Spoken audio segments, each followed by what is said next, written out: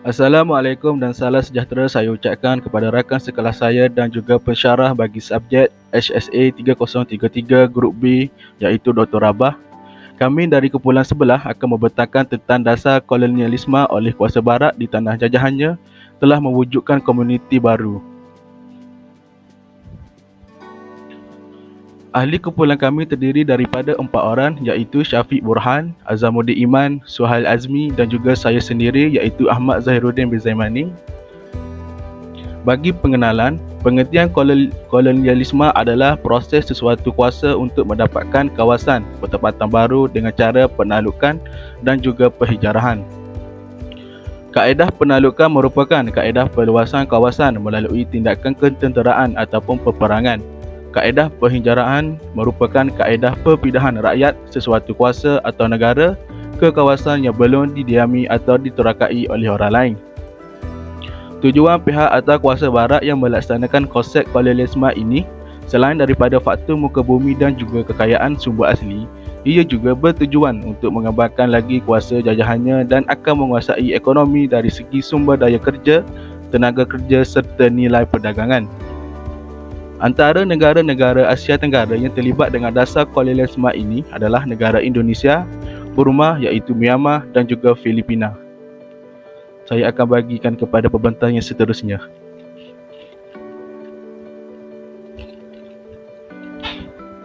Baik, dasar kolonialisme di Burma. Ianya bermula pada ianya bermula pada tahun 1884 yang mana kerajaan British India telah pun berjaya menawan wilayah Burma dan Burma menjadi negara jajahannya bagi negara British yang berlaku pada era kolonial bagi negara Eropah tersebut. Pada era kolonial ini juga berlaku pelbagai peristiwa di Burma dan antara peristiwa yang besar berlaku di wilayah tersebut adalah 3 peperangan yang berskala besar di antara British dan Burma. Dan peperangan yang paling diingati oleh dalam sejarah Burma adalah peperangan yang dikenali sebagai peperangan Anglo-Burma, yang mana British dapat menguasai Burma setelah Burma tewas ke atas British dalam peperangan tersebut. Peperangan besar ini dikenali sebagai peperangan Anglo-Burma.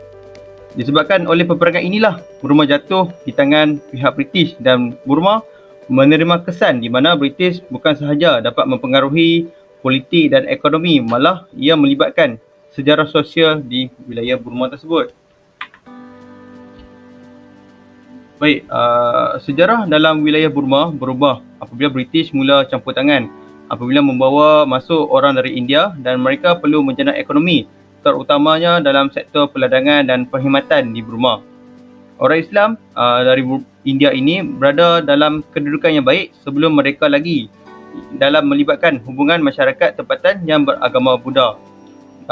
Dari aspek sosial pula, masyarakat dari India yang masuk ke Burma ini mempengaruhi terhadap aspek sosial penduduk terutamanya dalam melibatkan orang Islam yang berada di Burma terutama di wilayah Arakan. Pada tahun 1883, berlakunya kemasukan buruh dari India dan jumlah kemasukan buruh ini telah pun mencecah 80,000 orang pada tahun tersebut. Proses migrasi dari India ke Burma menjadi lebih mudah disebabkan campur tangan British kerana India dan Burma adalah wilayah di bawah naungan British. Pihak British lagi menggalakkan masyarakat India datang ke Burma kerana keperluan buruh di wilayah tersebut. Baik, bukan sahaja orang India bukan sahaja datang ke Burma, malah ia juga turut melibatkan orang-orang dari Eropah seperti melibatkan orang Inggeris, orang Cina dan Armenia.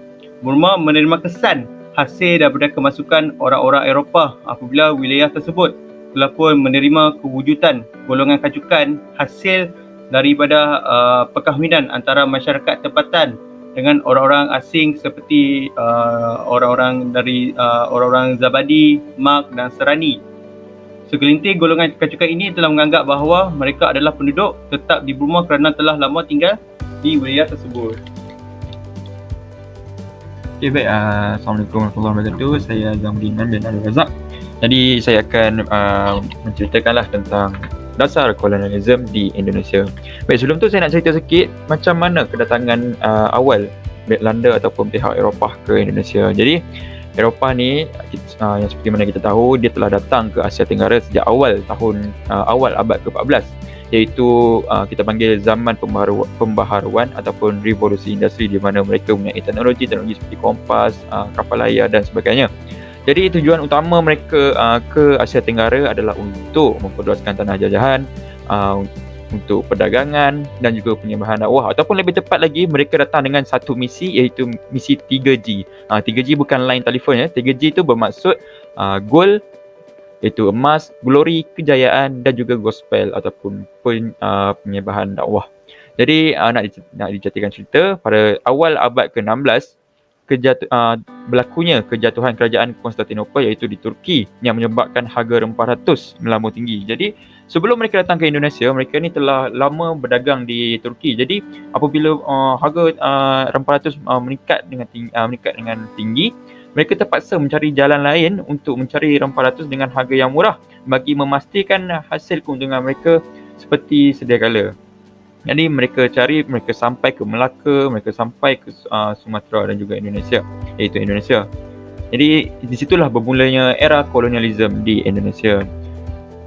Jadi seterusnya kemunculan bangsa Indo-Eurasia di Indonesia.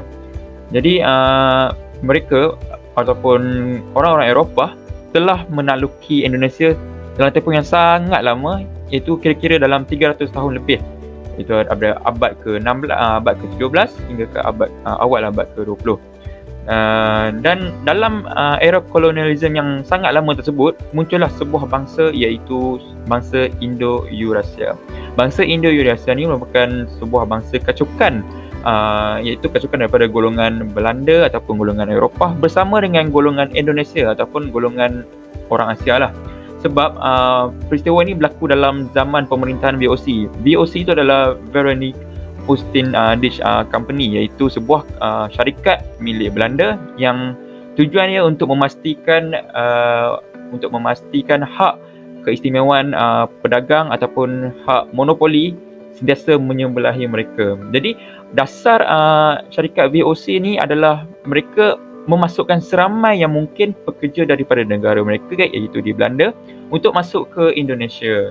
Jadi kebanyakan pekerja-pekerja yang daripada Belanda datang ke Indonesia ni, kebanyakan mereka adalah daripada golongan lelaki lah, golongan yang bujang, golongan yang tidak ada keluarga, dan mereka juga tidak berhasrat ataupun merancang untuk pulang ke tanah halaman mereka. Jadi ia menyebabkan berlakunya ataupun orang kata yang menyebabkan mereka membina keluarga di Indonesia.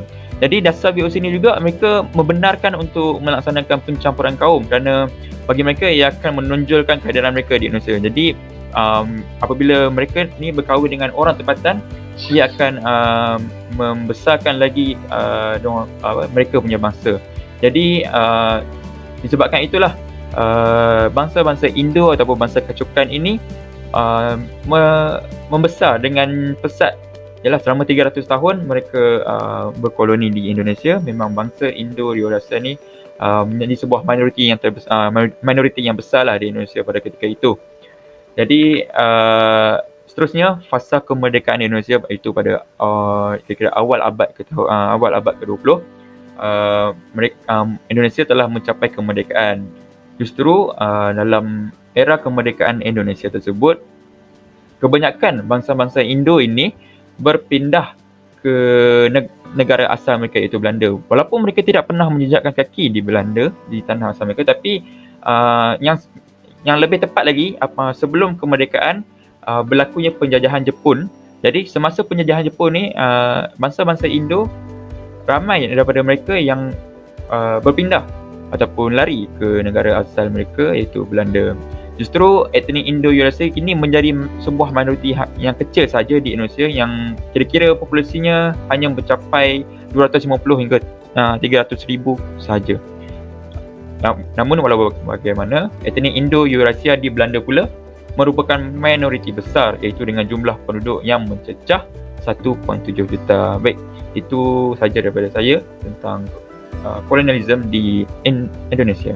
Seterusnya saya akan serahkan kepada saudara Syafiq untuk membentangkan tentang dasar kolonialisme di Filipina. Teruskan.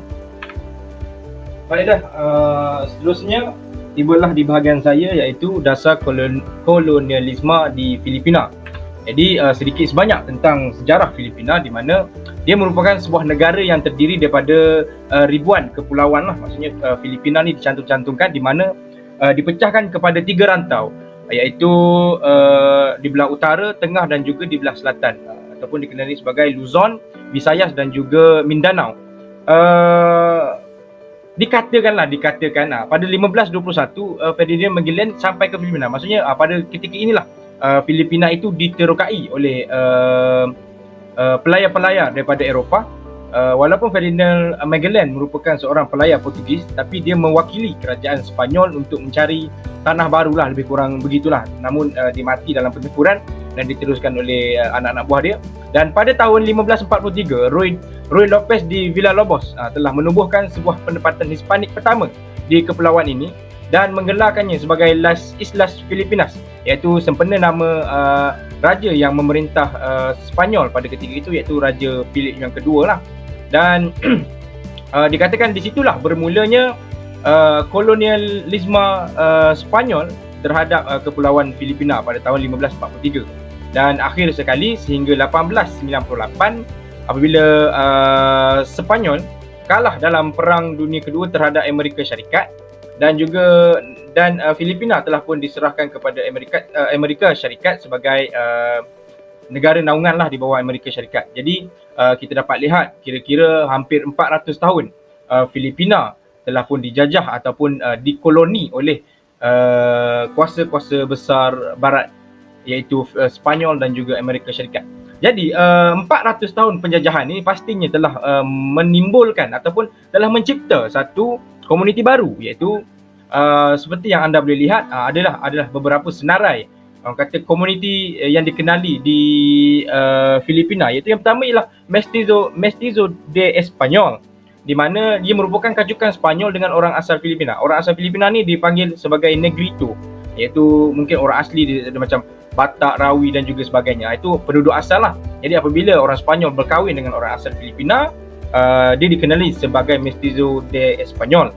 Yang kedua ialah Mestizo de Sangle, di mana kacukan Cina ataupun Jepun dengan orang asal Filipina. Okey, bagaimana Cina dan Jepun ni boleh berkacuk pula dengan orang asal Filipina ni kan?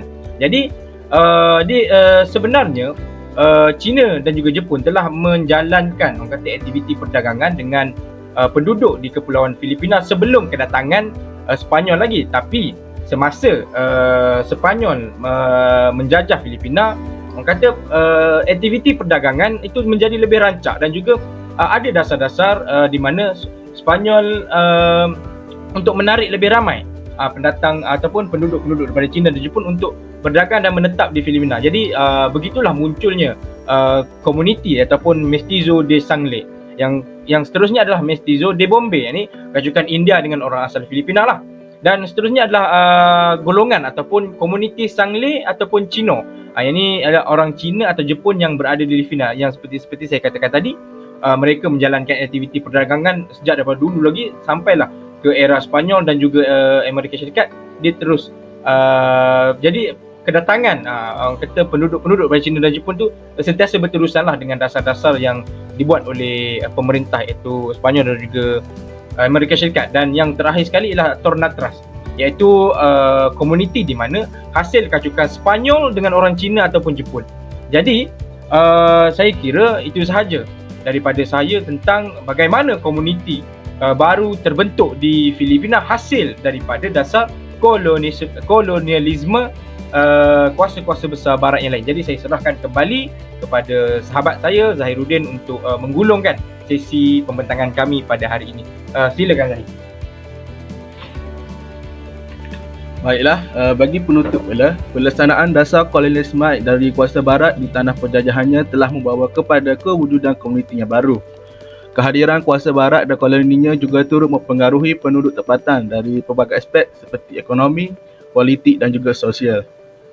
Berlakunya kesan dan perubahan yang besar terhadap negara-negara yang telah dijajahnya seperti Indonesia, Burma dan juga Filipina sehingga ke masa kini. Wujud juga golongan kecukan di mana hasil daripada perkahwinan masyarakat tempatan dengan orang-orang asing. Dasar kolonialisme ini tidak sesuai dijalankan pada masa kini kerana ia boleh menyebabkan tercetusnya peperangan antara negara-negara kuasa besar seperti Amerika Syarikat, Rusia, China dan lain-lain. Itu sahaja daripada kumpulan kami. Sekian, terima kasih.